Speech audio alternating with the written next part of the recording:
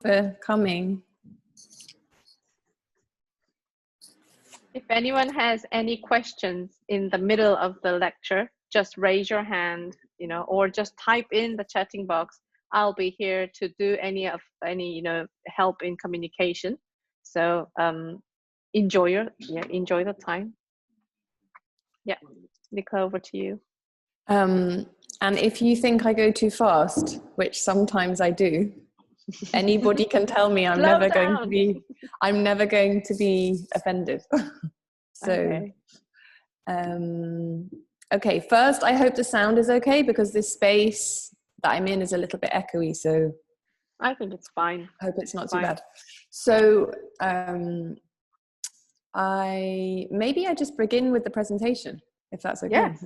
We just kick in. Go Okay, ahead. I'm just going to go ahead and open that up.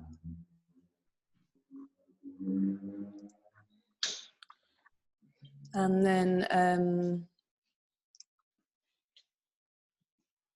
I'll share the file that Nicola circulated this morning. Probably most of the people have received it, but probably not. Oh, Herta, I did send it to you as well, right?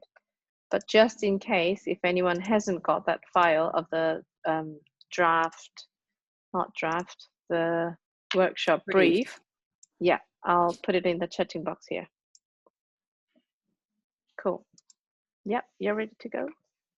So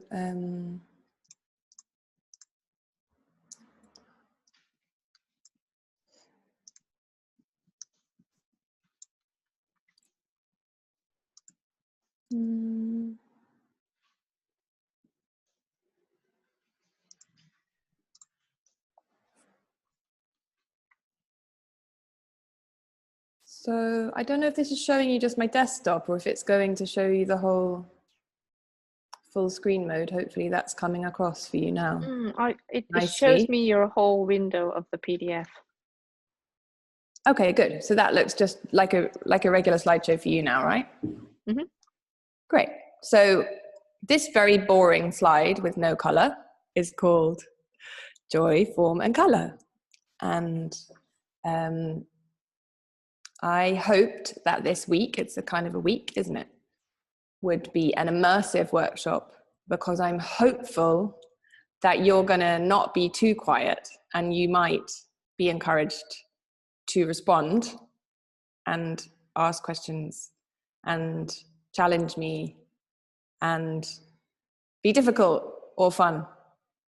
Okay, so maybe some people have seen this image before, or this guy, maybe they haven't. And I'm hoping there's a bit less of this, because this guy, Mies van der Rohe, is very famous for his architecture. I don't see the image you're talking about. I only see the first page. Joy, Form and Color. Okay, that's bad. All right, let's have another go. Coming out of that. There, I see him now. Okay, we might just have to go with it in this one. Sorry, it's not perfect though.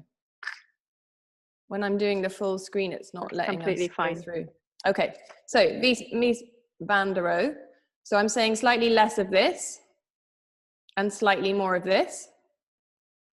That's the spirit of this week, okay?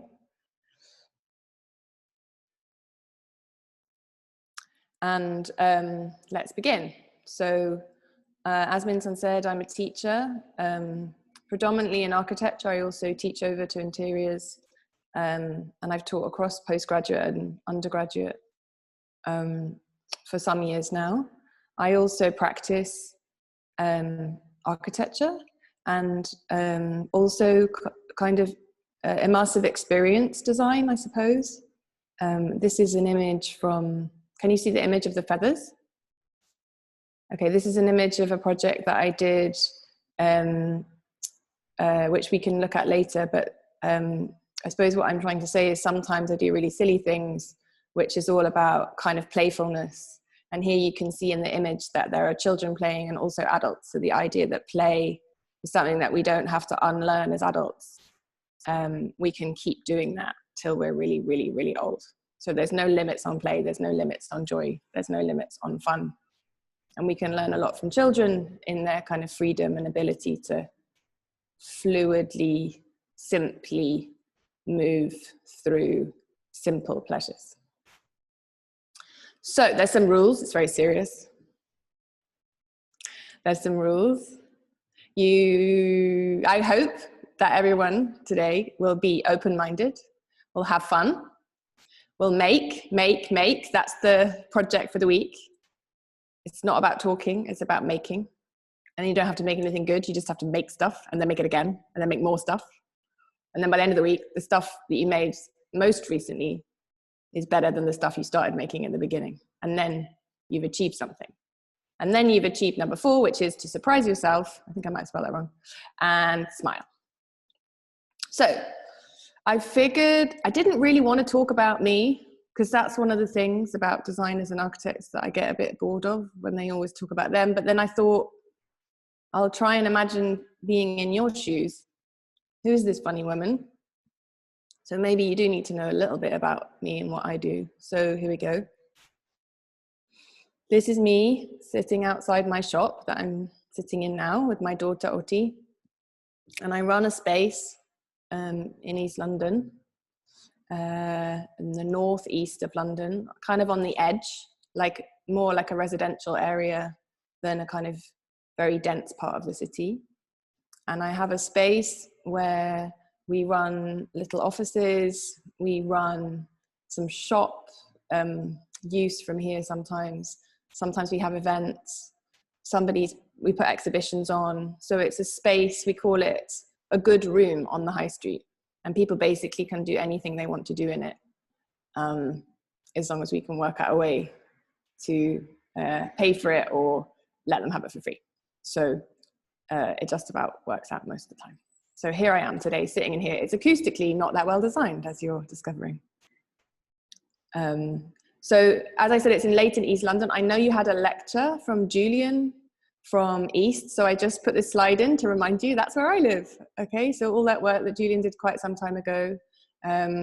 These signs here are just down the road, and this is the bit of town, because he went into quite some detail about the landscape works that they did in that area.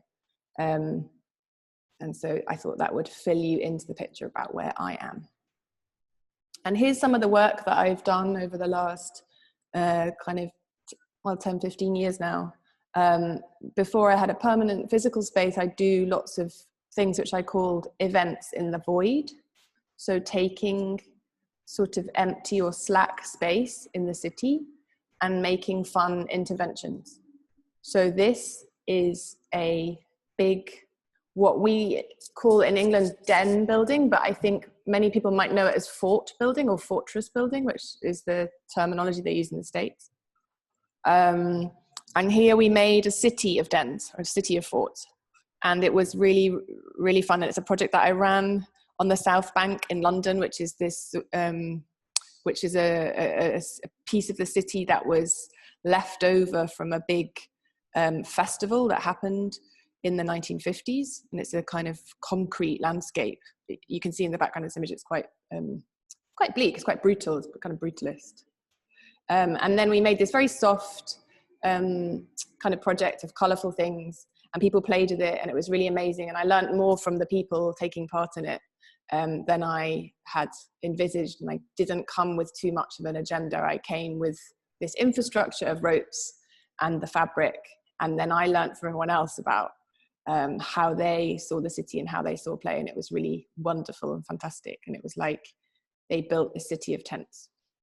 And the color scheme is taken, interestingly, from some of the colors of the Russian constructivists, which I think Kanto was talking to you a little bit about, Malevich and people. So I also thought that was interesting. There's quite a few crossovers in a few of these lectures that you've already had, or if you haven't, if you're really new to some of this stuff, then those videos are still accessible, right, Minsun? You can check them out. So here's an image when we took this thing on tour, and we went to a very incredibly English garden up in the north of England, and it's to a National Trust property. We have this organization in the UK called the National Trust, and they take care of old English houses, a bit like Downton Abbey. Maybe some of you know that TV show. And so we made the city of dens there too, and it has a different personality in different places. And this was a very rural setting, and the one before we saw was a very urban setting. Anyway, here's another project which we call Filling Station, and it was a feast for 100 people in an old petrol station, filling station. I think there's several more terms for that. Other people might know it by different description. And we made a kind of enormous food feast to kind of honor the history of this place in the city, again in East London, a little bit further into town. And there are some famous old stories of a series of monks, of religious monks, who would feast food there. And so we kind of made a memory of this history by coming together and feasting together with 100 people and an incredible amount of food. This feels so inconceivable in lockdown, which is our current, like I look at it and it sort of makes me feel itchy. But anyway, there we go. Another one, this is a play on a traditional English party game called Pass the Parcel, which has quite strict rules. So a pass the parcel is a parcel that you pass around a party in a circle, and it's very polite. You take off one layer at a time and you don't rip it too much. And then you enjoy the thing that's underneath your layer that you get to unwrap. But it was interesting playing this game from a cultural perspective. We played it with 4,000 people. Normally you would play it with like 10 people. We played it with 4,000 people. And it was a really international group. And lots of people had no idea what Pass the Parcel was. They thought it was like a piñata, like a South American thing. And they were just trying to rip this thing. And so it was really interesting to learn that the norms of one game within one group of people might be read differently by other people coming with different norms and different ideas. And that forms and formats have kind of cultural embeddedness, and people bring and read things from them. They bring with them their own knowledge, and then sometimes that can lead to conflict or tension, or sometimes it can lead to innovation and more fun. So this is how it looked at the beginning. And then this is a section where you can see the cut through of all these layers. So normally this thing, when you play at a party, would be this big, and then we made it as big as a shed, like completely enormous. It was really fun. It took us a whole week to build it by hand. It was all made of paper. We built it in the Victoria and Albert Museum in London, which is quite a well-known museum. And then, yeah, and then we played it again. We did another one. It was really, really popular. So we got invited back to do it again on the South Bank, and we did it outside. And this is the popping stuff that you get in when you wrap things to protect it. And children just love this stuff, right? And this is the end. And this image I often talk about, there's a phrase from the French I'm going to say the wrong word, surrealist, but under the phrase goes, under the pavement, the beach. And this image always reminds me of that, the idea that secretly under all the parts of the city, there's all this joy waiting to come out. You just got to find it. Okay, so really quickly, just to give you a little idea of some of the work that I do in my teaching world, putting my teaching hat on, or my teaching hat. This is my fun teaching hat.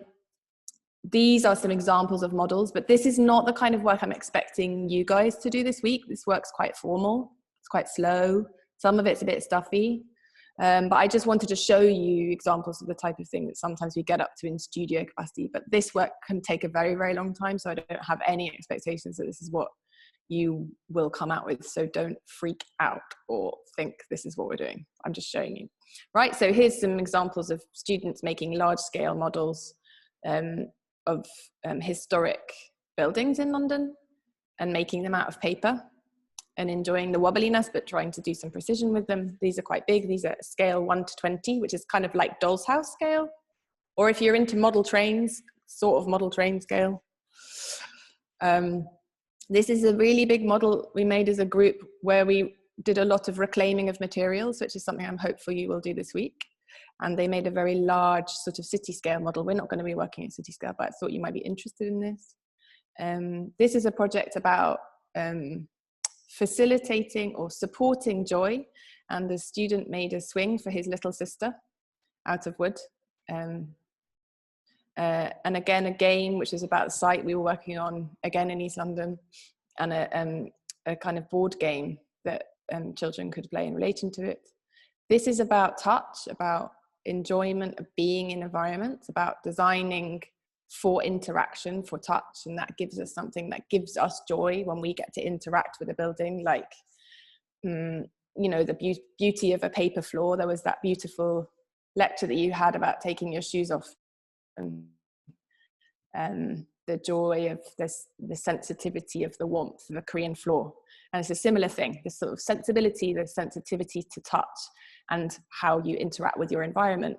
And that can be a real motivator or generator in how to design. So this is a student who is detailing a very deep reveal for panels in a room, and as an idea to enjoy that. That was his motivation. He wanted to be able to run your hands around the edge, and that would be nice. This is a pop-up project with interior students where they built their own interior for a mobile shop. And then we made that a one-to-one. It was a really, really difficult project for them, and they did incredible amounts of learning. They were so pleased with themselves at the end. And then they made really clear instructions, which made it enjoyable so that other people could reassemble this thing, a bit like a kind of IKEA manual. More models. These are, again, interior models in paper. This is a totally paper model, like looking like a real interior, and modeling things that are going on to mimic real life. And this is in honor of an artist called Thomas Demand, who makes a lot of paper sculptures. If you like this, you'll like his work. You should check it out. Another one in honor of Thomas Demand. This is a student called Sean. More models in that ilk. This is a very beautiful project that a student did about a Portuguese town called Guimarães in northern Portugal. And it was all about ritual and collective ritual in the city, and singing and drumming. And there was a very famous drumming festival, very important to the people of this town. And he made this beautiful building that related to that, but also these beautiful models. And they all had these sort of time witnesses in the background of the mountains beyond. Anyway, I just really like these, so I thought you might like to see them. Okay, and that one's nice because then it's the end. And we just Nicola, can you spell out the Thomas Demand? Oh yeah, Thomas, Thomas, space Demand. Oh, demand. Okay. Thank you. So we just had a new moon. That's a full moon, but anyway. Okay, form. So what's form? What is form? I found this lovely taxonomy of tea bowls. And I thought it was interesting to look at it because its sort of form is the visible shape or configuration of something. So it's the sort of thingness, the shape, the kind of, you know, and in the tea bowl example, they're all tea bowls, but they all have different forms. They all have slightly different characteristics. They all might, you know, slightly different hands might hold those bowls in different ways and might make that bowl more pleasurable for one person than the other person. And you might say, oh, my favorite tea bowl is that one. And you might say, oh, my favorite tea bowl is that one. Or maybe it depends on your mood or the time of day or the type of tea you're having. All these things start to affect our relationship with the objects that we use and the space that we use. And then when you start to add color and texture and luster into these things, you know, that's where it all gets pretty exciting and interesting as a designer or someone who is given the nice job of curating or orchestrating space, which is what we're interested in this week, or designing, making space. So this is an image of a contemporary British ceramicist, a potter called Edmund de Waal, and he makes lots of vessels. He makes these little cylindrical pieces, and I thought it was interesting to think about difference in form here. Form is child's play, right? You basically don't have to be big and clever and very learned to do form making. We do it very naturally. We do it very inherently. Children do it very well. Often adults do it less well because they unlearn this behavior. So I was just reminding us all that, like, if we can tap into our inner sandcastle child, then it might be easier and more fun this week. Okay, so when you're stuck, think of this picture or other memories of making in childhood, whatever your thing that you liked making was, and maybe that will help you. Picasso, the artist, I'm sure many of you might have heard of him. He's quite famous. And he says, it took me 4 years to paint like Raphael. Raphael is a classical Italian painter, but a lifetime to paint like a child. So this guy is like super accomplished at painting, super famous painter, could paint very, very beautifully, very, very correctly. And then he spent his lifetime as an artist trying to unlearn his ability to paint well. And he wanted to be able to paint in a more naive way. And I really, really, really like this photograph. I don't know if anyone's really looking at it, but basically he's got some bread on the table in the shape of fingers, and it always makes me laugh. So I hope it's making you laugh too. And he's being really serious. Anyway, he was quite a joker. I think it was probably horrible to be his wife or girlfriend. I don't think he was terribly great with his personal life, but he's a pretty good artist. Okay, models. No, models that you might be thinking models, but no, I'm thinking models, like things you make. Okay, maquettes by architects first.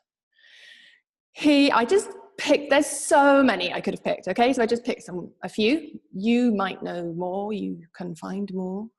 The internet is a very easy place these days to find these things.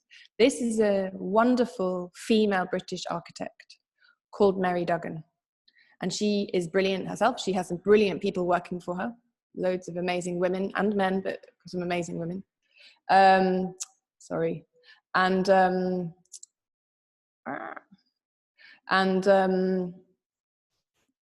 these are concept models. So a concept model is like a little idea model. It's normally very simple, and it gives you normally one single idea. So this one, it's like, can you see me moving the thing on?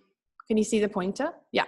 So this one is like enclosure and hole, you know? So it's like the idea that you get this thing that encloses something and then maybe it opens up to the top. So it's a very simple idea through concept models.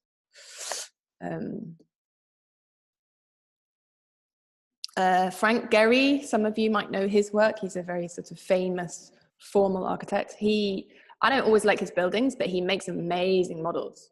And his studio makes amazing models. And this is a really good early concept model. So it's really expressive and really quickly with the cardboard and the wrapping paper and something else, like, you know, and you just get this feeling, you get this energy, you get this idea about, oh, I know what the spirit of this thing is supposed to be. I don't know exactly what it's made of, but like, I know the spirit of it. And that's maybe what you might get to do this week. This is a very careful, impossibly difficult thing to make, which takes a long time. But it's very beautiful, very refined, very delicate, by some architects called 6A, Steph and Tom. They teach as well in Zurich at the ETH, and they have a studio there. I'll show you some more work from them soon, but I just love this model. Isn't it beautiful? So delicate. Herzog and de Meuron, amazing architects. They make amazing models. They've got lots of books about the process of making. They make it 1-to-1. That's like full scale. They make these full scale things like this thing here, this tower and the thing. So they're building a building. They're like, oh, we'll just build a whole bit of it full scale first to test we like it. Wow. And then they make lots of tiny maquettes, lots of concept models, lots of in-between things. So they're amazing to look at when you're just a bit stuck and you're thinking, what am I going to do? Like, they just churn. They churn out stuff. They try it. They test it. They go, what if? Another material. What if? Another color. What if? Ugh, that's a bit ugly. Try again. Yeah, this book is so expensive now. I looked it up on the internet. It's like 350 quid. Anyway, but here we go. See, for instance, you start, I want to have a shape a bit like a boulder, like this. Okay, now I twist it around and make it out of another material. Oh no, I take another bit off the side. now I'll try it again in slightly different tone of card. And then I'm going to chamfer it. Do you see? And it's like slowly, this thing develops. Then it shifts a little bit more. No, then we go back. I didn't like that idea of the curve. We go back, I start to take a bit out on the side. Oh, I change it, make it out of mesh. This is interesting. Start to change its character. I start to find, you know, this going on a journey through this form. And you can tell they're enjoying themselves. Can you tell that? You know, it's like, you can see the pleasure. Okay, so those are models by architects. And then I thought I'd show you some models by sculptors, because sculptors tend to be a little bit freer, a little bit more embodied, because sometimes architects can be a little bit stiff. So this is Henry Moore. Henry Moore is probably one of the most famous British sculptors that we have. This is his maquette studio, his studio just for making models. Pretty amazing. He would make a lot of huge big sculptures in bronze and in stone. So he would often test them first in plaster or in wax or in a combination of materials.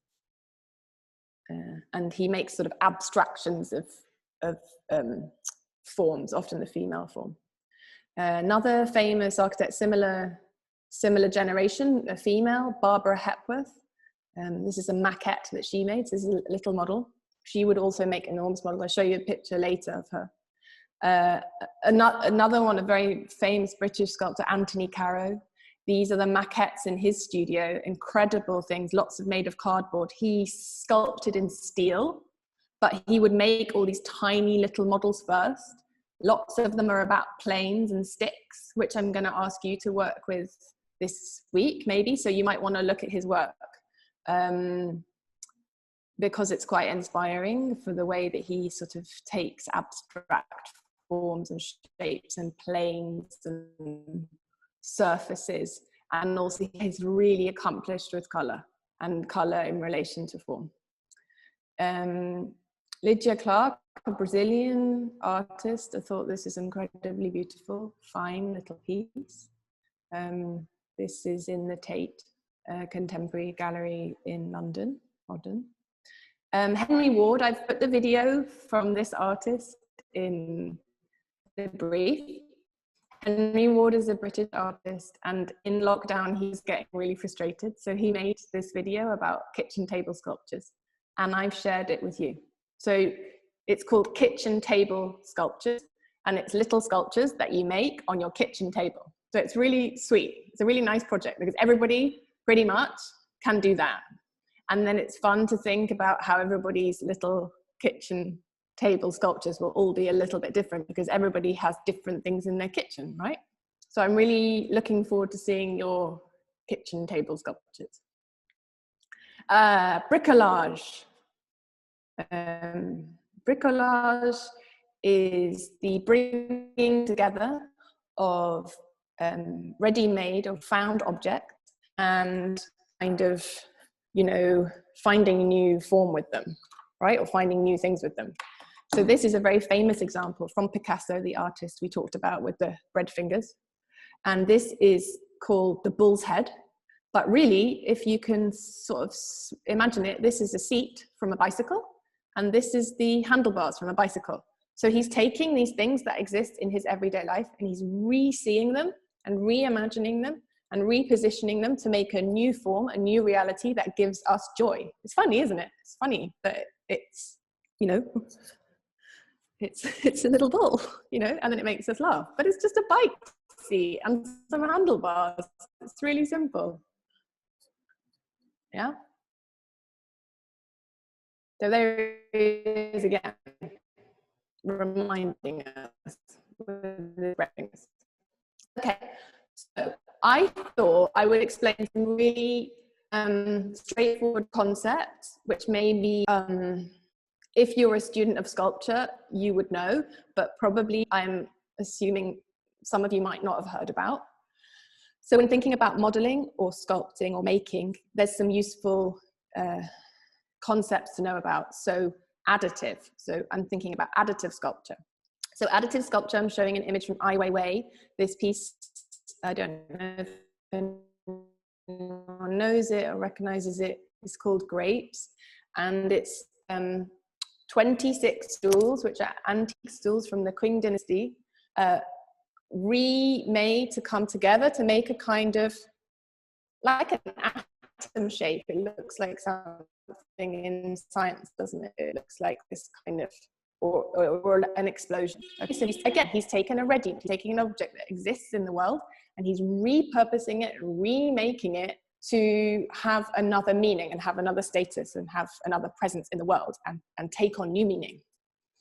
And then another piece from Ai Weiwei, which also Ai Weiwei, as some of you may know, his work shows itself as straightforward, but often there is a strong political message on the underlying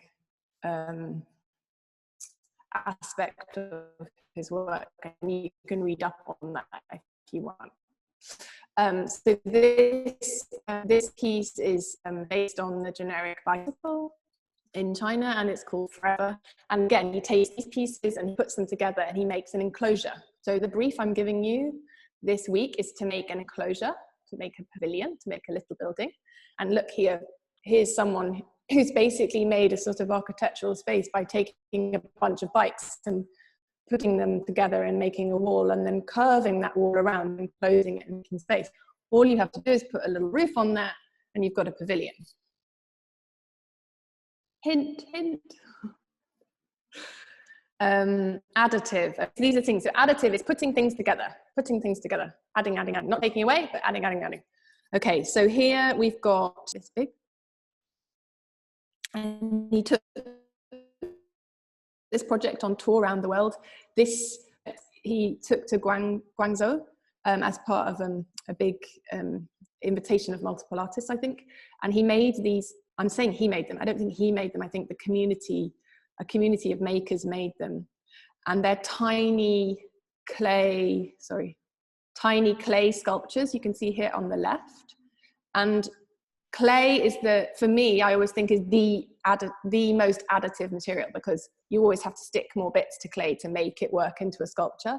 It's very rare that you just take a block and you subtract away. You tend to, with clay, you're constantly adding little bits, smoothing it, making it the shape you want it to be to make the form that you want. So clay is a kind of, for me, always one of those like fundamental additive materials. And this piece is lots of little sculptures that makes a field of these people, these witnesses. And as you're probably thinking, it does kind of feed off other kind of examples. He's kind of riffing off lots of kind of vernacular Chinese and other kind of international clay sculpting examples. So it's not really his original idea. He's basically borrowing and stealing as a mechanism of his work here. Subtractive, the easiest way to remember this for me is Michelangelo in Italy. And subtractive is where you take the lump, you take the rock, you take the big piece of wood, and you take away pieces, you take away a part to reveal your form, to reveal your sculpture. So here we see a rock, the rock exists, yeah, the piece of stone, and then you find the body in the stone. So Michelangelo talked about the fact that the body's already there and you're just finding it. I mean, you know, obviously you're quite talented and you're carving away this thing and making this incredible, you're the sculptor making this amazing body, but Michelangelo talks about it being already there and he's just revealing it, which is quite a beautiful way of thinking about it. This is Barbara Hepworth, the female artist I told you about, contemporary of Henry Moore. Here she is with one of her large sculptures in wood, and she's doing a subtractive piece. She's taking away. She's got a big bit of wood and she's taking pieces away to make it the form that she wants. Tectonic. Tectonic basically means putting things together like this. So you take a stick and you take another stick and you put them together and you start to make form. That's basically tectonic. And so this example is a drawing that's often referred to in architectural theory and architectural writing. where it talks about, I mean, don't worry yourself about this image, but I just thought it's interesting to know about it, but the words are a bit overblown. The allegory of architecture returning to its natural model. So it's talking about how in early civilization, tectonic architecture was used a lot in constructing basic, primitive, if you like that word or not, housing or structures. So we see that translate into barns and barn raising across loads of different cultures across the globe. And here is an example. And then you see more contemporary examples. Here is 6A Architects, their studio in Switzerland, in Zurich, at the ETH, and their students, wow, made this incredible installation on the lake when they made this tectonic structure. It's like, you know, it's all like lots of sticks sticking them together. Very simple terms. It's very beautiful from the Manifesto event or festival. Next one, stereotomic. Basically means solid stuff, heavy stuff, masonry, brick, stones that are cut, that are then laid on top of each other to make a solid base. This is a project quite dear to my heart, and I think Professor Kang knows this project well, and I know that Philip Christou of ARU gave you a lecture, and I know Philip knows this building very well, and Peter Merkley, who designed it. So this is a good example of a stereotomic architecture project. And his models, Peter Merkley's models, are really, really worth looking at. He makes lots of tiny little ones. I didn't include in this presentation, actually, silly me, but you can look him up. And his name is spelled in 2 different ways, just to confuse you, because of the German with the A and the umlaut. So I spelt it the way without the umlaut. So just to confuse you, sorry. Peter Zumthor, another example, the Columba Art Museum. This is a new contemporary project that sits on top of a historic ruin, like this bit, yeah? So, again, very heavy thing. There's no kind of stick architecture here. This is all about solidity, permanence.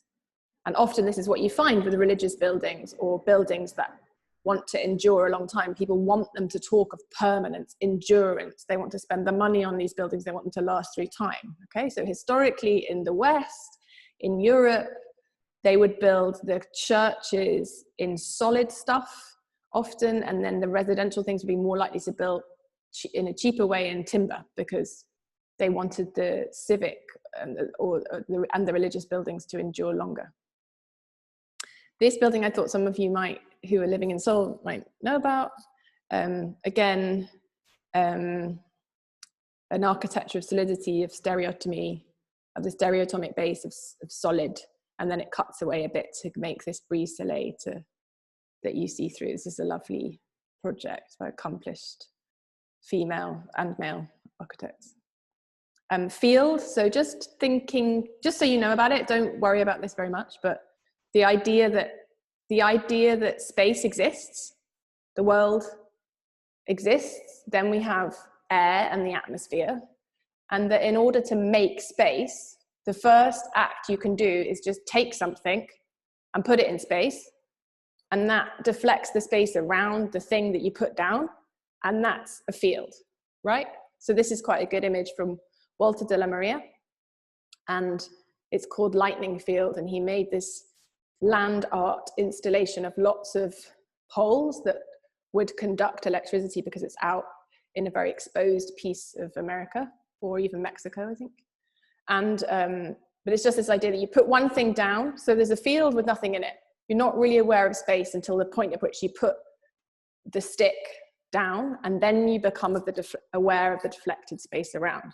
So if you're making a model, you've got a piece of paper, you put a stick on it, suddenly you're aware of the space that exists around the stick. But before, when you just had the paper, you weren't so aware of that space. You put 2 sticks, then suddenly you're aware of the space between the sticks. So it sort of shifts our perception of space, place, and form. Plane. The Bauhaus. I don't know why this presentation became so much about the Bauhaus, but it did. Anyway, the Bauhaus were quite big on form. They were quite big on color. Here are some paper models by Johannes Itten, who was a very interesting educator and also a little bit scary. If you read up on him, don't get too worried about the slightly more scary things. And he set his students very strict instructions about how to make models out of paper sheets and singular paper sheets. You can do some of them and just copy them. It's easy to Google them online, but I think they're very beautiful. Then photograph them and they become even more powerful. Here's some examples. So this was part of the foundation. So Johannes Itten ran the foundation of the early part of the Bauhaus. The Bauhaus was a design school in Dessau in Germany in the early part of the 20th century.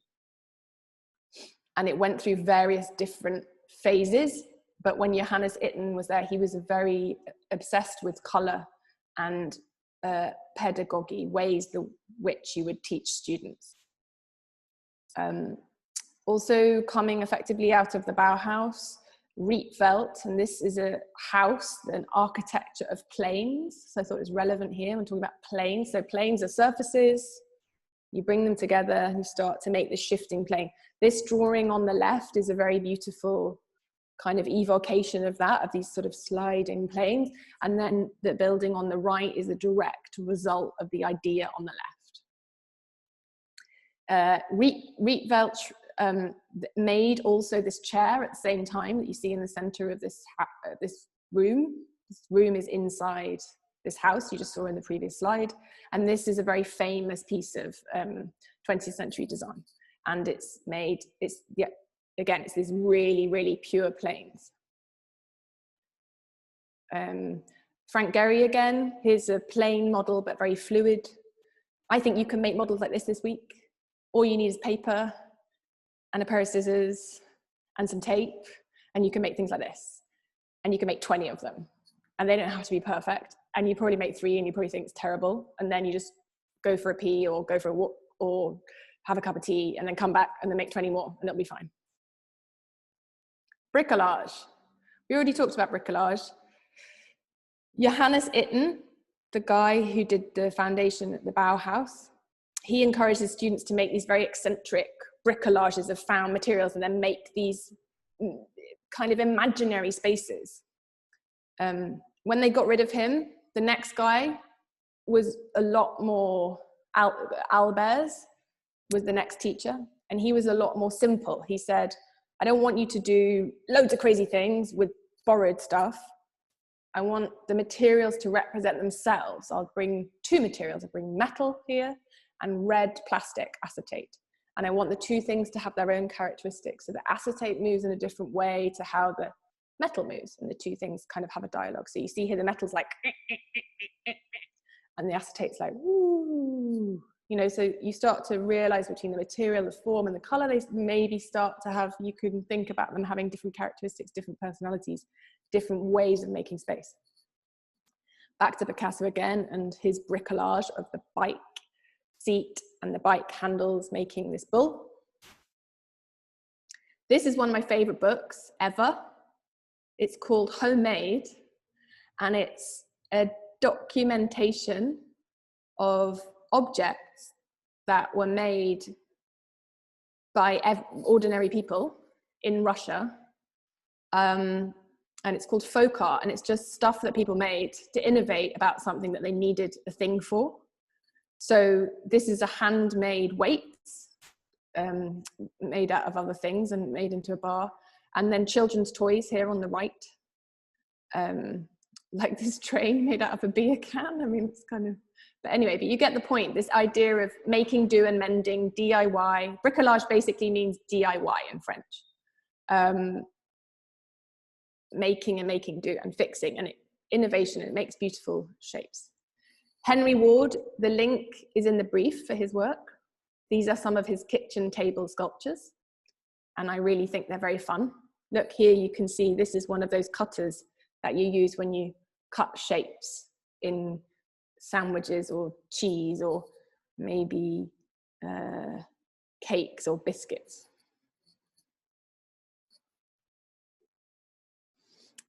This is a contemporary artist who kind of goes between bricolage into sculpture and kind of installation art, which might go then towards pavilions. I thought this was kind of an interesting one.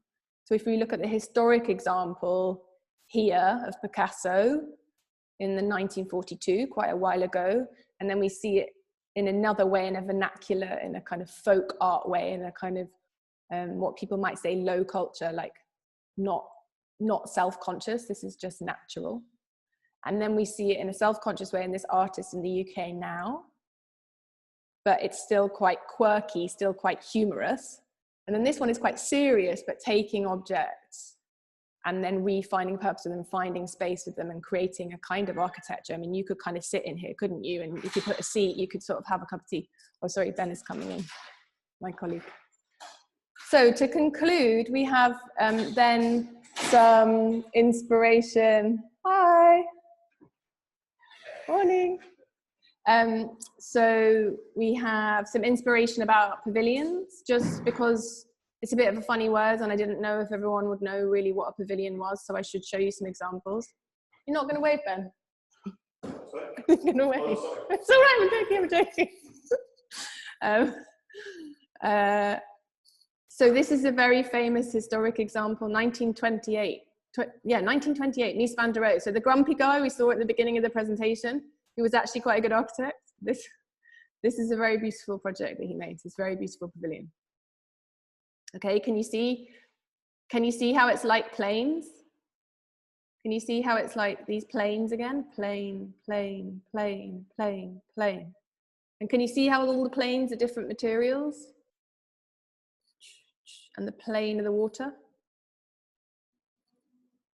Villa Savoye, Le Corbusier, probably the most famous Western modernist architect, Le Corbusier. Very, very sort of straight at the bottom and then really quite fluid up here, but kind of using quite geometric shapes. And then underneath here, these are called pilotti, don't worry yourself about that, but basically these sticks elevate it because this was the time when the car was coming in, so the car could come underneath, right? So this is a villa, this is a house, but it's also sort of seen, you can see it as a pavilion because it's sort of a little project that's sort of in between the landscape and the building. Put this one back in just because it's overwhelmingly wow, isn't it? Wow, imagine building that, wow.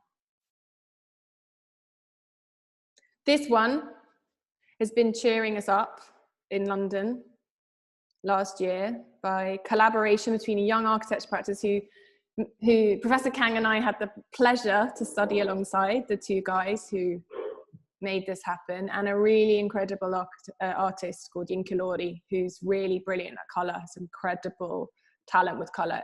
Really look up Yinka's work and it will just sort of flood you in this sort of delicious, joyful, you can't not move your hips, you know, it's like, go get a hat on. No one's smiling, am I really, really bad? This one, I thought some of you might like this. Vieux-Port Pavilion Marseille, Foster and Partners. I'm not like a mad fan of Foster. I don't have loads of time for their work personally. It doesn't really get me excited. I find it a bit dead. You know, it's very, very logical. But this is really beautiful. And some of the early work of Foster I really like, but this is really beautiful. It's this incredible roof that floats over. And then it's so reflective that it reprojects all of the people underneath it. So it sort of reflects itself. It's like incredible. But this is a great example of a pavilion because it's just this big roof, bunch of columns, bunch of sticks, and then you could have a little bit of inside in there, yeah? And you can have it that big, like that, massive, or you could just scale it down. Imagine it being in your local park and you just scale it down to the right scale you want it to be and it could still sort of exist. That's the fun thing with designing space to inhabit for a human, is you can kind of do crazy things where you go, ooh, let's imagine it's as big as a whole street. oh, let's imagine it's just as big as one toilet. You know, it's sort of, you can just play these silly games in your head, which is what children do, don't they? Because they get a car and they take it on a walk and they take it around places and they imagine, and then they get their other toy and they're not the same scale as each other, but it doesn't bother them that the rabbit is 10 times as big as the whatever fire engine, because to them they're just these things. They don't mind about the scale. So that's part of what I think you might do this week, is just sort of play with that fun between those things. Similar to that one, this one, Sana, Japanese architects, they came to do this project at the Serpentine Pavilion in London. The Serpentine pavilions are really good to look up. There's one every year, and they always invite an international architect or designer who hasn't made work yet in the UK, in London and the UK, and they ask them to make a beautiful pavilion. But they don't have to be that practical, because they just last for the summer. So they normally have some outdoor space and some indoor space and a little bit of protection from our beautiful weather here in the UK, because it rains a lot. But they don't have to be a fully enclosed building. So they're often quite experimental and often very beautiful. So here I show you a few examples. Sana, Serpentine Pavilion. Huh? Was there one? No, I don't. I think probably not. Yeah, I don't think so. I haven't heard any, right? No, me either. Either that, I've just been so locked down that I'm not out of the loop. Yunya Ishigami.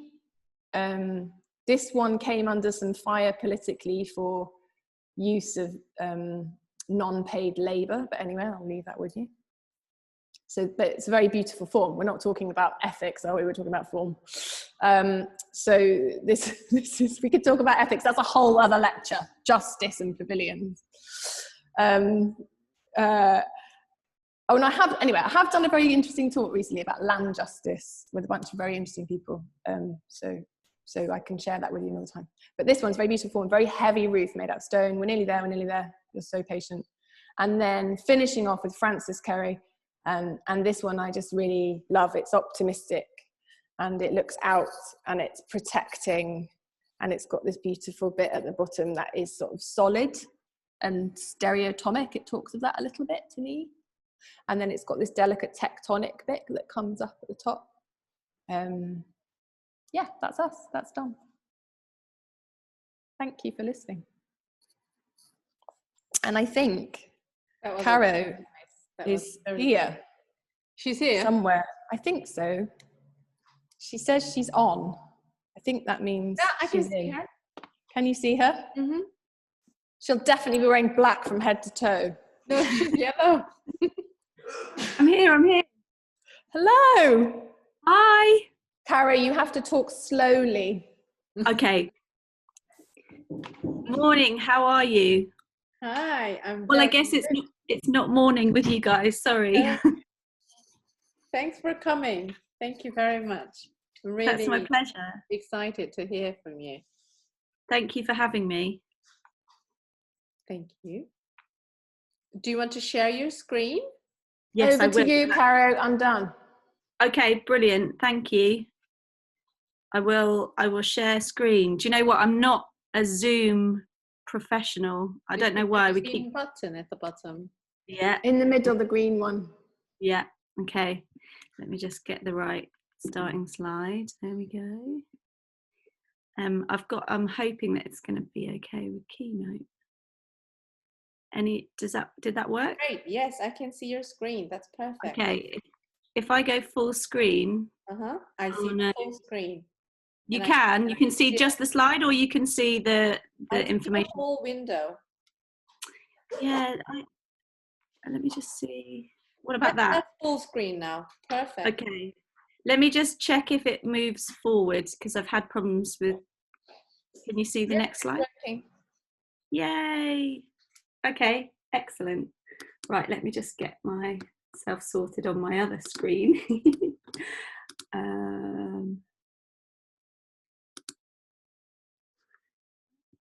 Oh, sorry. bear with me 1 second. Now just check that. And then I'll go like that. Okay.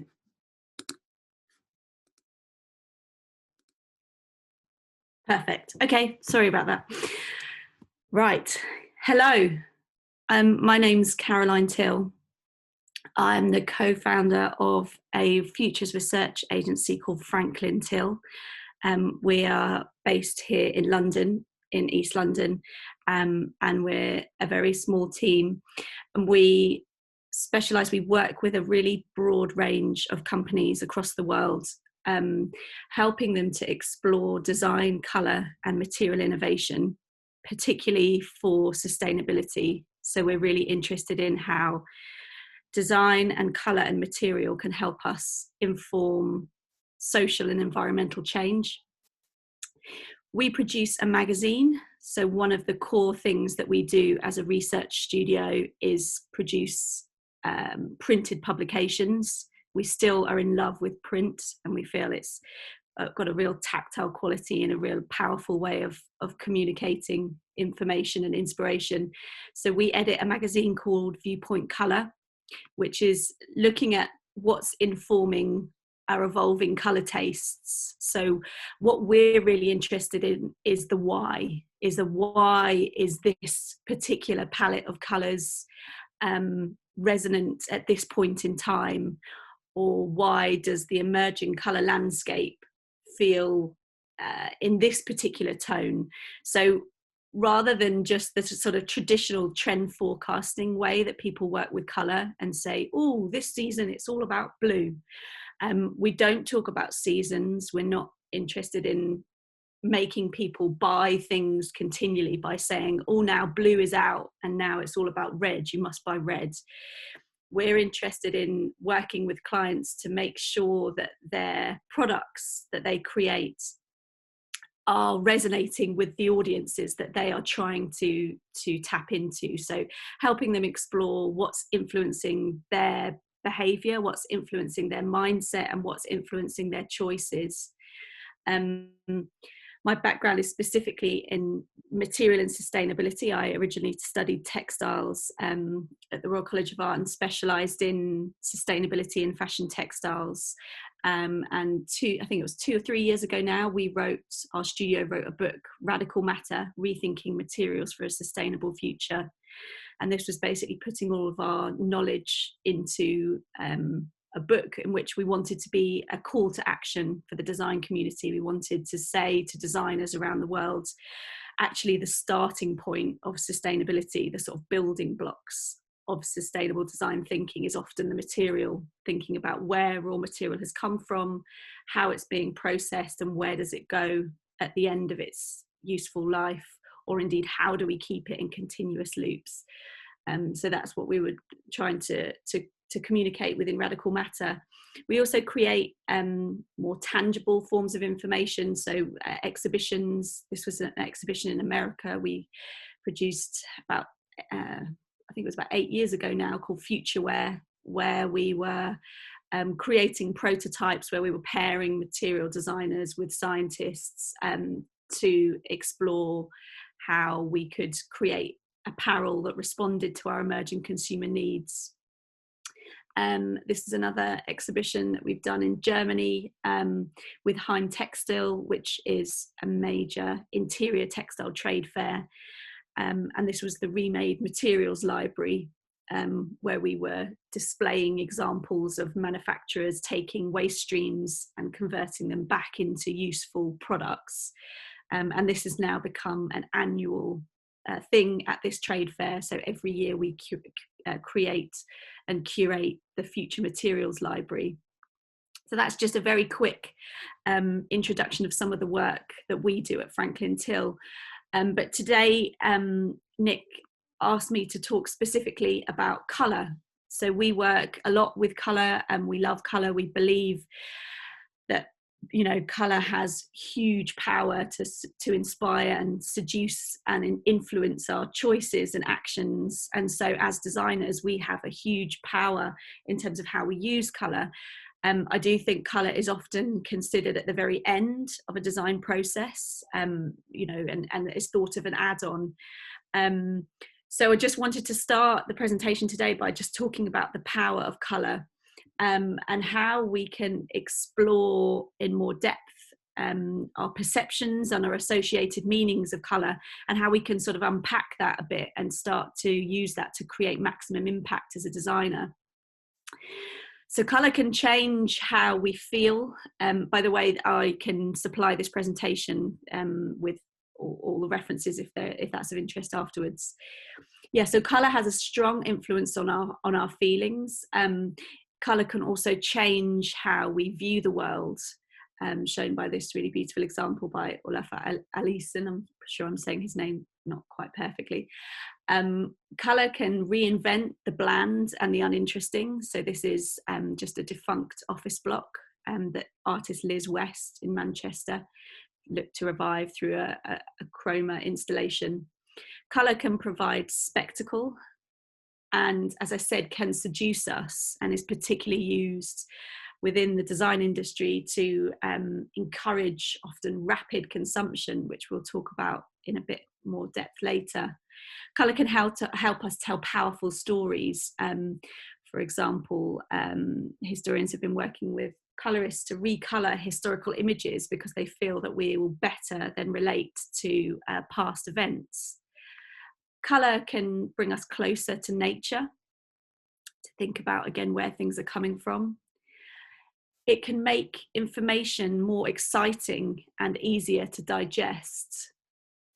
And indeed, often colour is used as a visual coding system.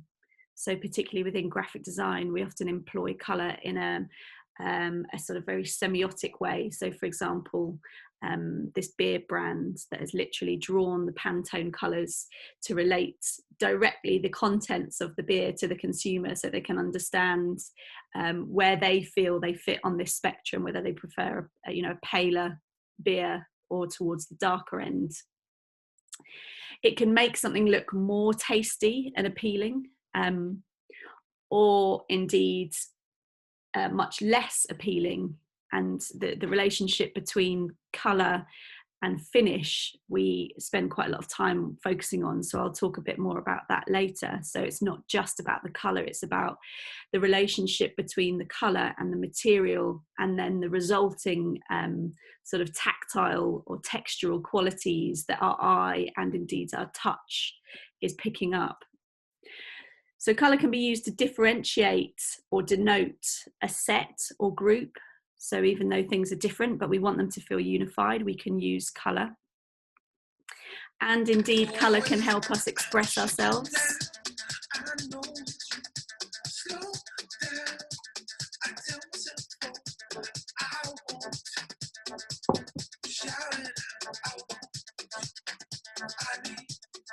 So these are the quite beautiful sound suits by artist Nick Cave. And we often, like to express our sense of self, our sense of individuality through our colour choices. The power of colour is widely influenced particularly our purchasing decisions. So there was a seminal study called The Impact of Colour in Marketing, which found that up to 90% of our judgments in relation to what we buy are made based on colour alone. So colour can not only contribute to differentiating products from others or from competitors, but also, really heavily influencing our moods and our feeling, indeed positively or negatively. How colour influences our minds and bodies has really scientifically been proven to run very deep. Countless studies have shown that red pills are more effective stimulants than blue pills. And blue pills are more effective as sleeping tablets than any other colour. So in all of these tests, there was no painkillers, no stimulants, and these coloured pills were all placebos that did nothing.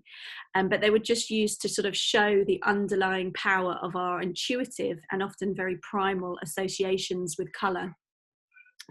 There was a study in 2005 called Psychology, Red Enhances Human Performance in Contests, that was published initially by Durham University here in the UK. And it found that football teams wearing red were statistically more likely to win more times than any other colour, than any other team wearing any other colour. And so last year, a study of 56 seasons by English Soccer found that on average, teams whose first choice kit was red finished higher in the league and won more home games than any other teams, which goes some way to explaining why in this country, for example, Liverpool, Manchester United and Arsenal are, you know, the most prominent teams here in our football league. It seems it's not just team games that the colour red influences. So Tiger Woods, apparently the US golfer, always wears red on his penultimate day of a major golfing competition because he believes it gives him the competitive advantage. One of the chairmen at Christie's, the contemporary art house, has described red as their most lucrative colour, and has cited how historically paintings with red in them have fetched far higher prices than those without. I don't think it is anymore, but recently this picture by Mondrian called Composition with Red, Blue and Grey was the highest fetching painting to date. There was an interesting study in the 70s looking at the psychological effects of pink, which took place in the US, that found that male prison inmates became physically weaker when they were housed in pink painted cells. They also became much calmer as well. So of 153 male prisoners that were put in cells painted pink, 98.7% of them showed signs of displaying calmer and more serene behaviour after being in the cell for only 15 minutes. So it seems colour is a really strong primer. It has a huge direct influence on our motivation and our physiological, psychological and our physiological behaviour without even our conscious awareness. So without us even knowing it has these priming effects. And perhaps given that the influence on colour is therefore so prevalent, it's quite surprising that we're not, you know, more aware of it. One interesting, if I was with you physically, we'd do a little test at this point. So there's some really interesting work relating to colour and weight and our perception of colour and weight. So if I was to give you these set of boxes, imagine they were all the same size, exactly the same 3D form, but if I filled them with sand and made them in this order from lightest to heaviest, there is a between 98 and 99% chance that you would actually, on weighing them, put them in this order, because we cannot sort of differentiate we can't divorce our perception of weight and depth of colour. So we generally perceive darker colours to be heavier. And indeed, there's many tests that have been done in relation to our colour associations and the influence on our perception. This was a study that they did in France at the University of Bordeaux. They were given white wine that had all been dyed red, and they were asked to taste the wine and then explain the flavour notes, and they all started to talk about flavour notes such as chocolate and tobacco that were generally associated with red wine as opposed to white wine. And this was later done with some of Spain's foremost wine tasters. So again, they dyed white wine red. And it was written that all these leading Spanish sommeliers took some time to come to decision, but in the end they struggled which particular red berry fruit flavour was most prominent. So even, you know, experts that had trained for years in their field were fooled just by colour alone. There's some really interesting examples of people that show how colour associations go beyond the physical, that it can even start to impact your sense of taste and smell. So synesthesia is an amazing, quite rare neurological condition where people's senses become cross-wired. So you start to see sounds or hear or smell colour. And this is a really interesting guy called Neil Harbisson, who is the world's only, first recognised cyborg. He was born without the ability to see colour. So together with a computer programmer, he has developed an antenna that is embedded in his skull to enable him to hear colour. So he now runs the world's first cyborg foundation, really trying to pave the way towards a human enhanced future. And he talks about how he used to dress to look good, but now he dresses to sound good. So this is his favorite outfit, a combination of blue and pink, which sounds to him like a major chord that he loves. This is some of the work that he creates as a result. So he creates these colour portraits, these musical compositions. And this is him translating some of Vivaldi's compositions. And he even can translate how, for example, celebrities look. So he says that Nicole Kidman, her face sounds very good. So he's not necessarily interested in how people look, but he translates the colour information and thinks about how they sound. So just wrapping up this bit, the final point I wanted to talk about is the relationship between language and colour. So it's not just the context in which we view colour and our embedded perceptions in relation to it. It's often our ability to be able to describe colour.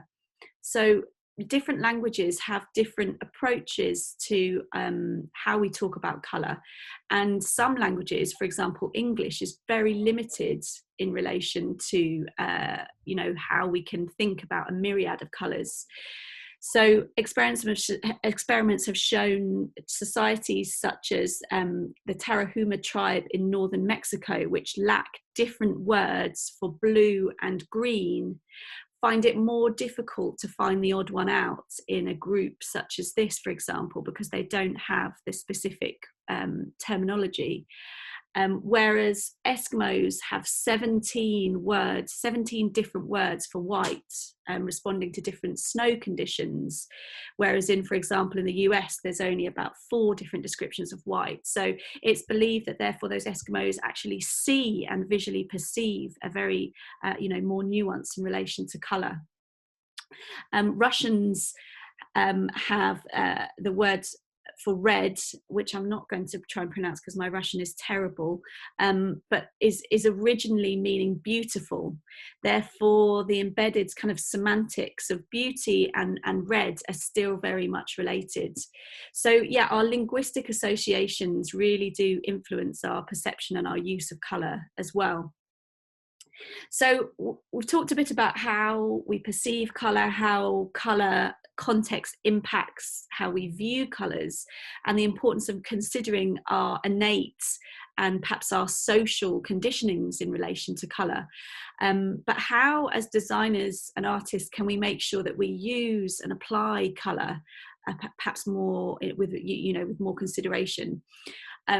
So this is the colour wheel, which I'm sure many of you have come across before. The first colour wheel was attributed to scientist Sir Isaac Newton in 1706, in which he arranged red, orange, yellow, green, blue, indigo and violet in a natural progression onto a rotating disc. So as the disc spins, the colours blur together so rapidly that the human eye sees white. The organisation of the colour wheel has taken many forms since. However, we now use it to sort of support us to create, to use colour theory, and so how we think about how we can combine and indeed apply colour more effectively, and particularly the idea of how we can create a harmonious colour palette, so a colour palette that is beautiful to the eye across different cultural perceptions.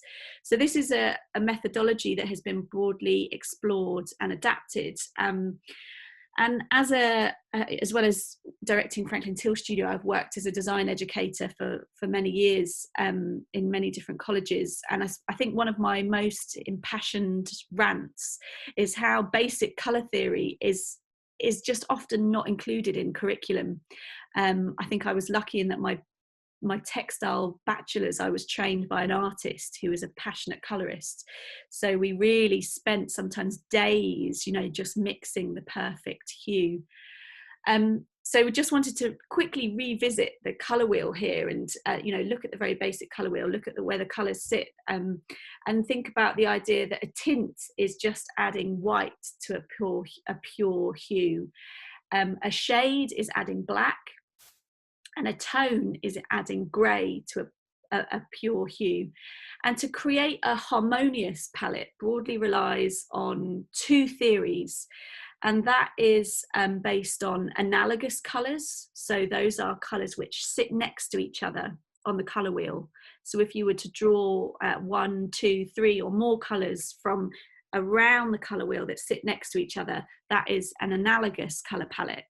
Or based on complementary colours, in which you are drawing colours from the opposite of the colour wheel. So sorry if this is teaching you to sort of suck eggs, as we say, if this is really familiar. I think it's just often forgotten and useful to remind ourselves. And obviously once you kind of understand the sort of basic theories in relation to colour, you can choose to completely ignore them or use them to your advantage.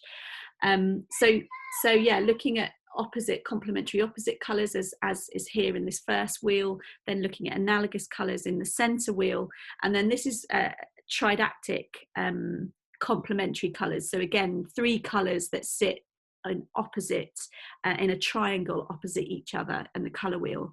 So theoretically, if you are drawing colours either from next to each other or opposite each other from the colour wheel, you will create a sort of a harmonious palette which is beautiful to the eye.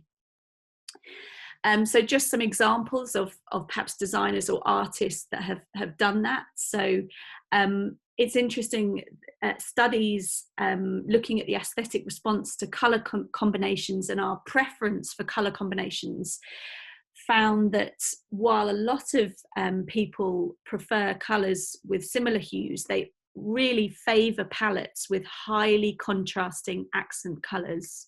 So just having that one kind of accent where you can see that there is something sitting opposite on the opposite spectrum of the opposite end of the colour wheel creates that visual stimulus to the eye. So in terms of this would mean creating a visual structure that consisted of a base of analogous colours, so a base of colours that sit next to each other, but also contrasting with that accent complementary. So just looking at where some artists, for example, have done this. So David Hockney, looking at something that's perhaps more about focusing on the analogous colour spectrum, so colours that really sort of sit next to each other. So, and this can be taken right through, obviously, from art direction, photography, product design, right through into architecture, like this beautiful facade by Assemble.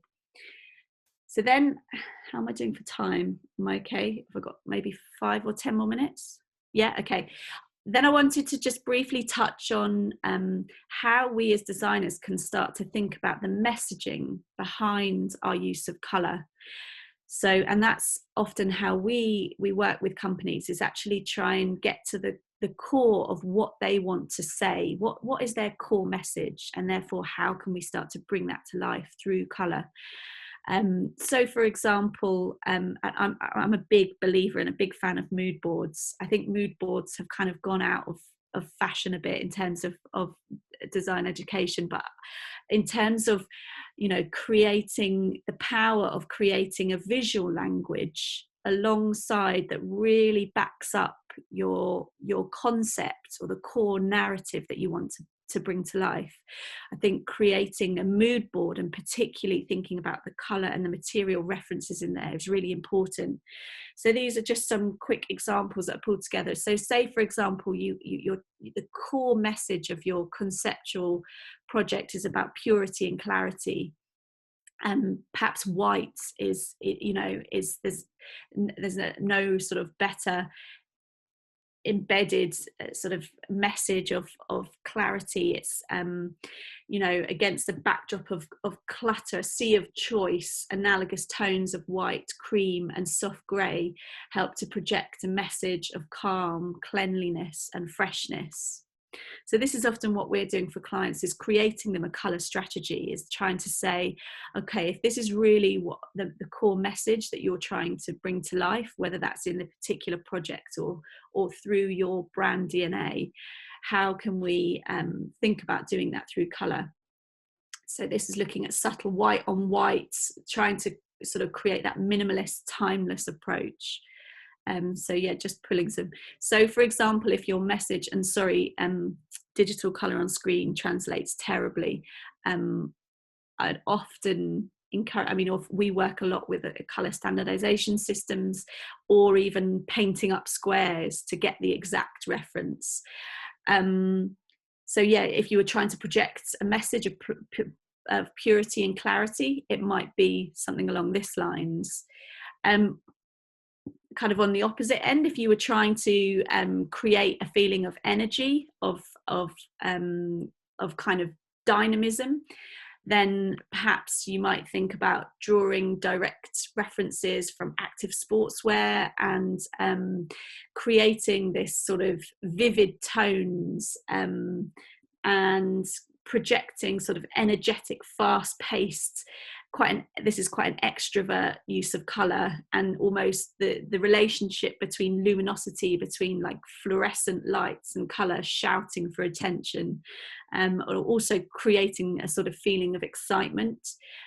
Bright magenta is also thought to encourage action, so it's supposed to make people actually sort of stand up and a call to action. Purple is thought to encourage creativity.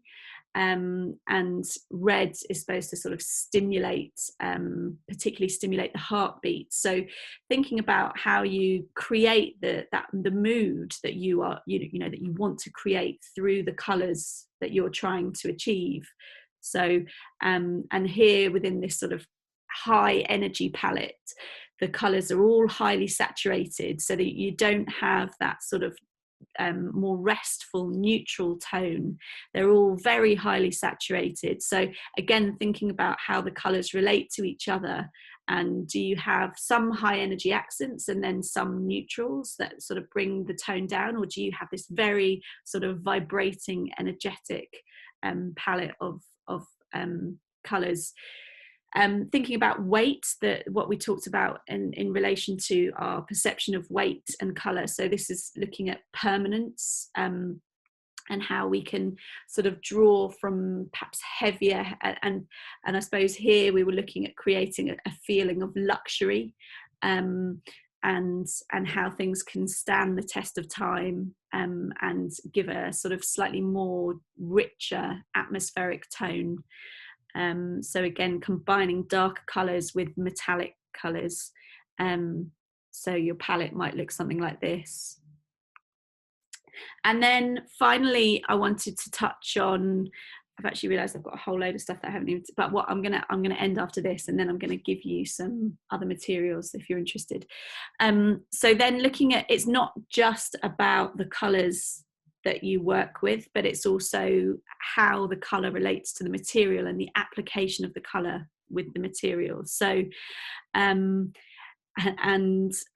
so for example, if you wanted to create a more crafted feel, allowing or indeed if you're experimenting with colour and how colour interacts with material, allowing that sense of kind of imperfection, and allowing how that embeds a sense of narrative and meaning when you have this sort of beautiful relationship between the colour and material. And we're seeing this concern, this shift away from wanting things to look very mass manufactured and perfect, and as if, you know, we want to celebrate a sense of individuality and also understand a bit about how things have been made, and feel that there is a sense of craft and character in an object. So indigo is one of the world's oldest dyes, thought to be in use since the 3rd millennium BC, and it's something that never goes out of fashion in terms of, you know, what we like, and there's particularly a new wave of designers revisiting and reviving the craft of indigo dyeing, and really celebrating the perfections, the imperfections, and the gradiated hues of this deep shade of blue. And again, this sort of beautiful craft processes like shibori, and particularly looking at the Japanese incredible wisdom in relation to shibori and indigo dyeing. So how you work and apply colour, and how the relationship between colour and material can really lend narrative and character to objects. And this is often about learning from the past, or rediscovering or reviving traditions. I think, you know, there's often a quite sort of, what's the word that I'm looking for? People often perceive that when we're sort of working in colour consultancy, it's about perfection, that you have to think about, right, this is a perfect red, and it's everything is, you know, we talk about the future is not white and shiny. It's not all about, you know, very high tech approaches, and that's how we would approach colour as well. That how can you embed that sense of character? Again, looking at the Japanese philosophy of wabi-sabi, that sort of inherent beauty of imperfection, has never felt more relevant in terms of what we're looking for at the moment, how we want to feel that we haven't got the same as everybody else. So looking at uncontrolled imperfections of how we apply colour to surface. So this is an example of salt dyeing. So you apply an indigo dye to wood, for example, here, and then apply salt, and there's acts as a resist. So looking at different textures and techniques that you can play with to really apply colour in different ways. This is by Studio Pepe, and this was a kind of I can't remember the exact terminology, but it's a sort of photochromic ink that they've applied, and once sunlight hits the object, it colours in particular ways. So again, there's that sense of imperfection. And again, how can objects and colours speak of the materials of which they've been made, or indeed the past life? So this is a designer working with a substrate that is made of old jeans, or made of waste denim, basically. So that really inherent relationship between colour and material, and how that can give a bit more depth and meaning.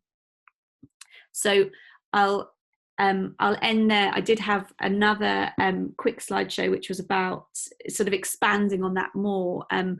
We work a lot with clients to talk about how we can embed sustainability in their use of colour, and I think one of the really exciting things currently is the notion of pre-loved, of actually our, you know, we have so many resources, we have so many materials at our fingertips, rather than making new and working with virgin resources, we actually need to apply our ingenuity as designers and makers to work with what we already have.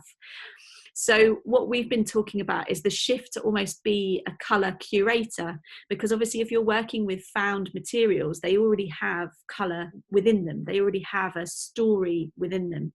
So how can you, rather than sort of specify colour and say, right, it's got to be green and I want it to be this perfect green, how can you use your skills as a designer, as an artist, as a maker, to you know, work with the waste streams that you can find that are at your fingertips, and think about how you can apply those colours together, how you can draw one waste stream here and one stream and put them together. And I have quite a few examples of that, which I'll send over to Nick as a PDF. And this idea that we probably need to loosen our control over colour, because we have a responsibility to really think about our resources and our waste. So yeah, I think that's one thing, one idea I just throw into the mix at the end, is how we can become colour curators rather than colour specifiers. Okay, I think I'm going to great, stop. Caro. So that's really nice, because it completely ties up with the brief that these guys have been set this week, which is to, get your hands on whatever you've got out your recycling bin or your kitchen drawer or whatever you can scrabble about scavenging, and to make, I don't know if you've seen the artist Henry made in lockdown, who was making these tiny table sculptures as part of the isolation art school. So that's one of the exercises this week, is to kind of use ready-mades to make tiny little stacked table sculptures. So lovely. So your colour curation comes definitely in there.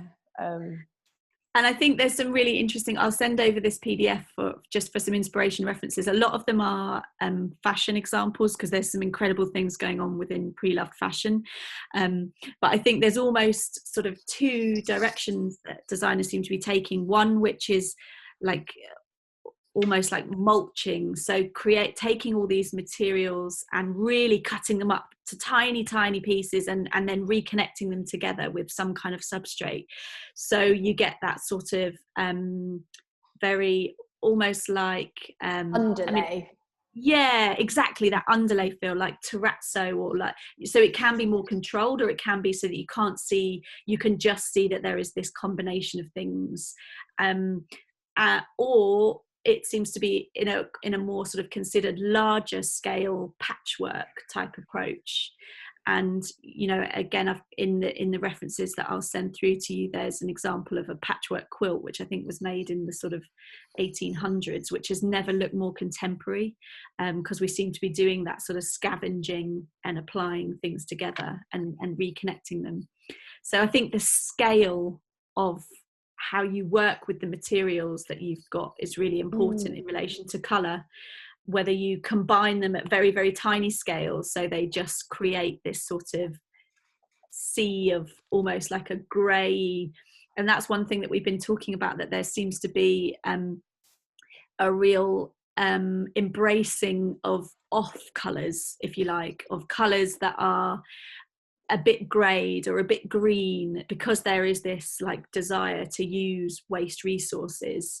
And obviously if you combine all these, it's like kids when they get Play-Doh, and it's slightly, when my kids do it, it makes me a bit like nervous, because you get these beautiful pots of Play-Doh and then they play with them, and then and they combine them all together, and you inevitably end up with all these pots of like greyed off. So Cara, your ideal is like the Jeff Koons kind of perfect splat, not mix it. But yeah, I quite, because they're so lovely when they come out the pot fresh, aren't they? And I kind of want them to be in big blobs combined together.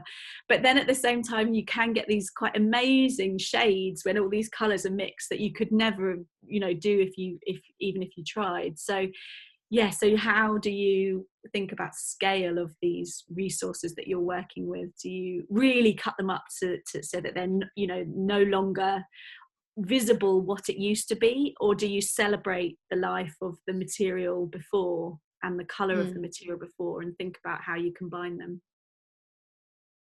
Great. Thanks, Caro. That was brilliant. Thank you very much. Pleasure.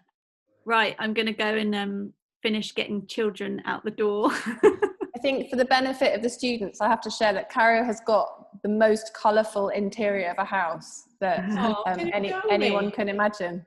Beautiful green floor and varying other Well, they're complementary, but not necessarily. I don't know if they are. You tell me, Karen. But they definitely all fit together in a very beautiful way. So I'm actually hidden in my attic so that children can't find me, and it's the room that we haven't decorated. So behind me doesn't look very colourful, but it's really interesting when some people come into our living room, because, like Nick says, there's a lot of colour. Some people love it, and some people go, oh, how do you live in this? So it's interesting. Some photos. Yeah, I can send you a couple of photos through, Nick, definitely. I just shared the image I was talking about just then on the chat to everyone of the Jeff Koons Play-Doh sculpture, so that everyone will know what I'm talking about. But it's this huge pile of Play-Doh which is not mixed up. It's like very colourful poo. Yeah, exactly. Yeah, just that. Okay. I'll log out. I hope you have a great week. Thanks for your time, Carolyn. Pleasure. See you again. See you again. Bye. Thanks so much. I really enjoyed it. Okay, so now, Nicola, you're going to tell us a little bit more on detail, like one line by line. What is everyone okay? Do we all need to just like stretch a bit or like move? Do you need to stand up and wiggle? I don't know. How are you doing? How is everybody? It's dinner time soon. Send me an emoji. Hungry. Okay, right. So, any questions first? Does anyone have? Anyone worried about anything? You can just type it if you rather. It seems like a really easy and fun exercise. You know, okay, while cool. I was listening, I was doing this, you know, like trying to make bricolage, my lip balm, eraser, and the USB stick with my toothpaste on the top, and then it becomes like a skyscraper. So something like that. Elastic band. I just figured out that I don't have enough materials to do it. So I think the kitchen is like a really good spot to do that. Yeah, good. I also think the 7-Eleven or whatever the equivalent is, wherever anyone is probably very good and has lots of useful things. Or even like, you know, from food packaging, the tiny pieces that, you know, come together. But they tend to not be that colourful. But who knows? I'm fascinated that we're all in different places and we might all... Yes. I'm interested that the rubbish or the leftover bits from all of us, all of you, will be different depending on the context of where you are. And I think that will be really interesting for how the project looks in the end. Yes. And what would be really wonderful is if everybody does the exercises, that then you could make a poster of the like collective effort, which would be really wonderful for the Kookshop as a sort of conclusion of all these many hands. You know, there's this expression in English, many hands make light work. And I think it would be quite amazing to have this sort of iteration of all these little models anyway. I'll definitely chip on that as well. So the brief is designed to be simple so that you can do it, so that it's a fun thing and that you get to achieve something and feel good about yourself. That's why it's simple. You can add complexity, you can do lots of hours in it, you can get really in depth, you know, you can look up in more depth all of the resources on either my lecture or Kara's lecture. I purposely put all of the names of people so you can kind of use it as a gateway, as a doorway to going through to find deeper knowledge on all of these things. But the way I've split the week is the big ambition, final ambition, so 1 week from today, is to be celebrating with you with, you know, little model or series of models of a pavilion, whatever that means. But I think if you just start with that, you'll kind of fail, to be honest. And it'll be like, do it, you know, make one today, like, what's my pavilion? But I think almost you have to like, it's like being a sports person. You've got to warm up. And here in this space where I'm sitting, this is the shop, right? It's empty at the moment. But normally when it's not lockdown, we run like life drawing every week, where a model comes every month. Model comes and then people draw the model. And there's a culture in life drawing where you do like a 1 minute drawing, 2 minute drawing, 3 minute drawing, like, you know, quick fire. And when you're doing them, you're like, oh, I can't get the body, you know, but it warms you up. It's like exercise, you know, it's like a warm up.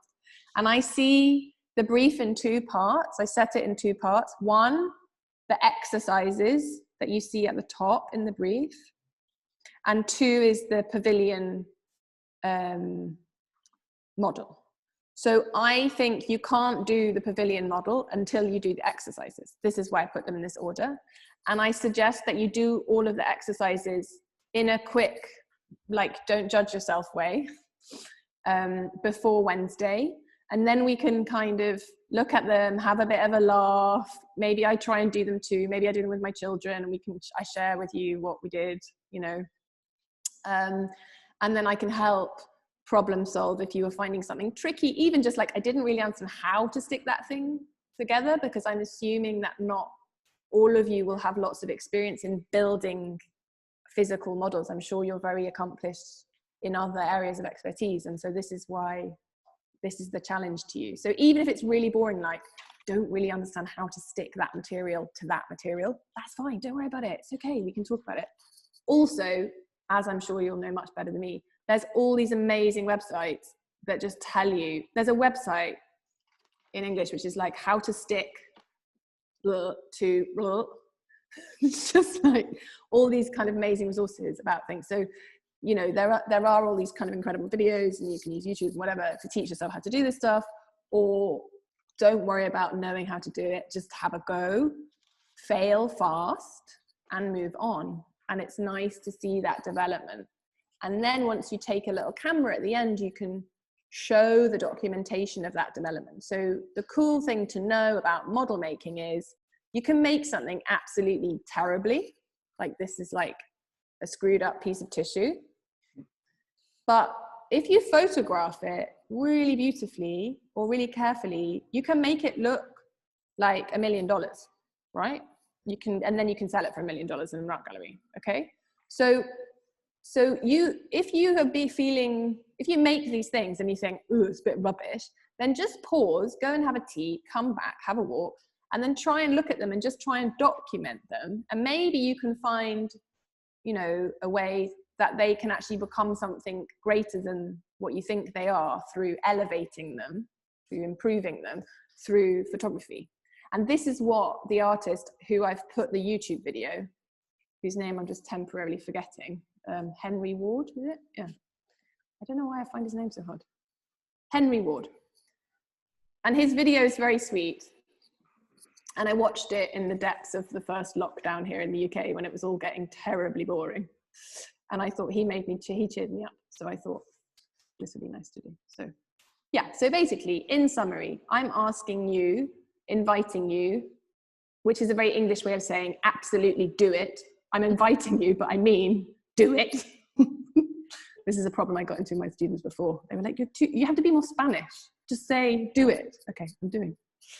Okay, so you must make a table sculpture following the ideas of Henry Ward. So I'm saying minimum 1, but I imagine you won't be able to make just 1. You'll have to make like 5 because it'll be so fun and you'll be working it out. So that's what I would do, make a bunch of them. Then they look nice in a group. Then finish, clear your table. You want to take some paper. It's interesting, whatever paper you have around, make a judgment, choose what paper you want to use. If you've got a thinner paper, it will act in one way. If you have a thicker paper, it will act in another way. Some of you might be quite accomplished at paper folding. Some of you might know origami, some of you might not.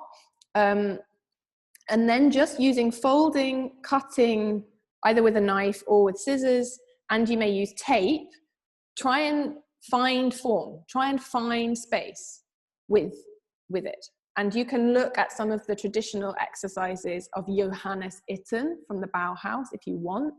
There's also loads of material online for like, you know, origami and paper folding techniques. But what would be a shame? What would be a shame is if you just take somebody else's one off the internet and then you just build the template of that, because then you don't build the connection with your brain. I don't mind if you research it and take and borrow ideas, steal ideas, but it's nice if you somehow, like a collector, or we have this bird in the UK called a magpie, which steals things. I don't know if you have in Korea the same. Mm-hmm. It's like a corvid type bird, like a crow, and it steals shiny things. So I want you to go out stealing ideas, but then bringing them to your nest, and then you remake them for yourself, for your own thing, okay? Because if you just, I don't want you to just copy.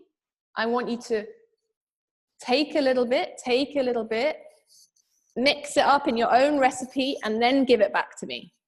And then that is design. That is innovation. That is new, and that is exciting. That is where the joy comes in, okay? So we've got little bricolage table sculptures we talked about. 1. 2, small paper model. 3, slotting plain models. I sent you some photos in the brief. These are really fun. This is an exercise, don't be offended, that children are doing here when they're 5 in school. So they take these circles and the rectangle and the square, and it's how they learn about flat shapes. And then they start to stick them together, slot them together, and then they learn about 3D shapes. And then hopefully they use their imagination and they start to imagine these shapes are new ideas and new things. So this is a good way to start to find 3D form without worrying about what I'm doing, because you already have the instruction from the flat pieces of standard shapes, triangle, square, circle. Yeah, you see from the examples and the photos I've sent you. You already know you have these shapes, so you don't have to worry. You just then see what happens, see what you can find, see what you can make. 3, next, an additive model. So, you know, we talked like clay is additive because you can add bits, or, you know, it's always adding, basically, or sticks is adding. Oh, yeah, sticks is adding. So sorry, I'm getting confused. So basically using some kind of stick. So either my suggestion is disposable chopstick or little toothpick or whatever you've got lots of around, straws, that's cheap, or spaghetti, like straight noodle, anything that's straight, and then something a little bit sticky or will hold it for the point. So marshmallow, some type of gum. I can imagine a type of sort of mochi, like a rice paste, you know, might manage to sort of stick this thing together. So I'm sure you'll use your intelligence and what you have around, and it will be interesting to see how you make that. But then it would be good to make a stick model like that. It's not always that easy. You might find it easier to put it flat and make planes first, and then lift up the planes and then stick a plane to a plane. Because sometimes if you're trying to just make 3D, when you're making the tectonic, you find it quite easily falls apart. So this one is kind of the hardest one, I think, probably for you. And then the last one in the exercises is to make a subtractive model. So start with a lump of something, and then like take something away, like the Barbara Hepworth, that lady sculptor who had the big bit of wood and she was carving something out. So I don't need you to do it out of a piece of wood. Amazing if you do it out of a piece of wood. If you have a chisel and some wood, I would love that, right? But if you want to use like something from the kitchen, I'm trying to think what you would have, but because pastry is not such a massive thing, right? Like, I don't know, people might make pastry.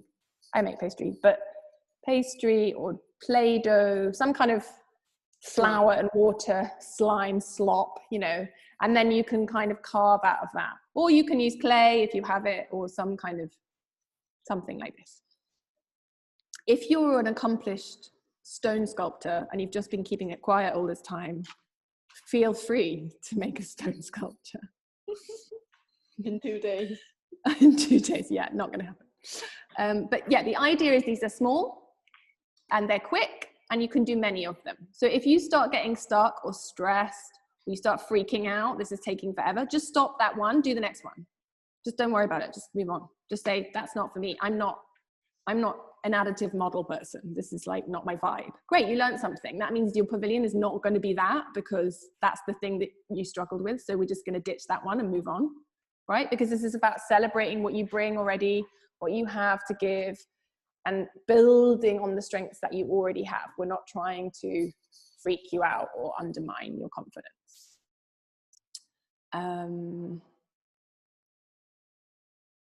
There's an expression my husband always says, which is fail fast and move on. I think this is the key maxim. And then main workshop brief. Well, we don't really have to talk much about this today, but I'll just tell you what it is. So that you make a pavilion, that it has to be 3D, that it's not to scale, so you don't have to worry about scale.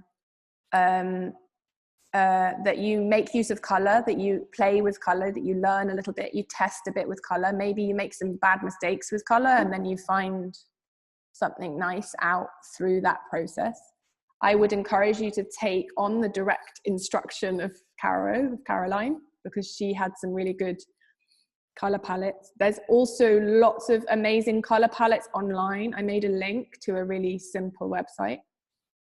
Also, you can pinch a color palette from a painting that you like, or from a movie that you like, from a particular scene, because often in movies they use film is very evocative, color is very powerful in film.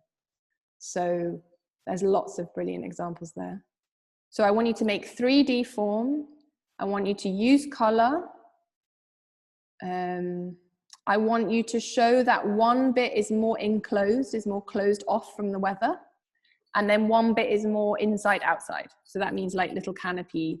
And I think if you're struggling to think about that, maybe think back to traditional buildings in whatever culture you come from, where that happens. So often I'm thinking in Seoul, the Madang, you know, where you get this, Minton, you'll be able to talk much better than me, but you know, the traditional little houses, and yeah, exactly.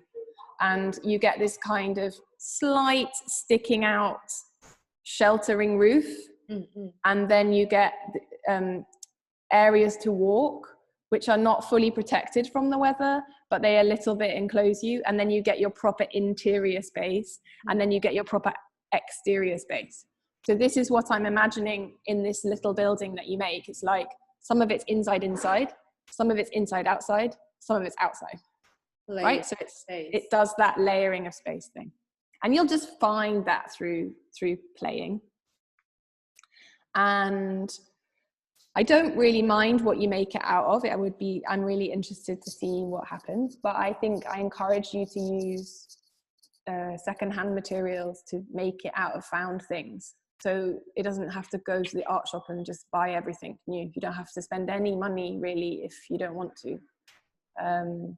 That's part of the joy of this. And then maybe you respond, maybe some things are a little bit new materials, some things a little bit old materials, or it's all older materials. I don't really mind. I'm just happy to learn what you bring to this. So that's everything from me, I think. Right. Thank you very much. Really looking forward to Wednesday. Yeah. Okay, I'll try to rewrite it in another maybe easier language and email people to just refresh them and just, you know, be organized what we're trying to expect. Are there, maybe it's difficult now, but if anybody has any questions, I'm very happy to listen. Doesn't matter if it's not. No questions? Okay. You could just send me an emoji